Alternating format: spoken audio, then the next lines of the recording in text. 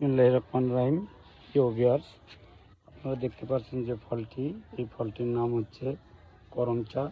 এই যে দেখেন একটা গাছের করম চা। এটা তো সুমিষ্ট থাইল্যান্ড থেকে আনা করম চা। এই করম চা গাছগুলো থেকে আপনি সারা বছর, এখন তো শীতের কাল, আজকে সকালে আমি যখন এই ভিডিওটা করি তখন দেখলাম যে আমার গাছে অনেকগুলো করম চা পেকেছে। এই করম চাগুলো দেখে আমি আমার সামনে পেরেই অলরেডি চলে আসলাম একটা ভিডিও করার জন্য।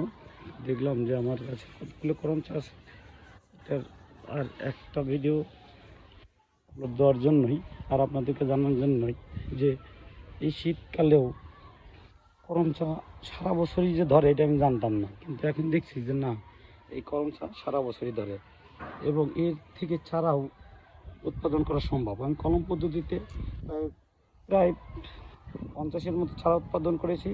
যদি কেউ এই করম চা গাছগুলো কিনতে চান তাহলে খুব সহজেই সুলভেই আমার সাথে যোগাযোগ করলেই আপনি এই করম চার চারাগুলো পাবেন। এই জায়গা থেকে কলম দিয়েই আমি এই চারাগুলো উৎপাদন করেছি।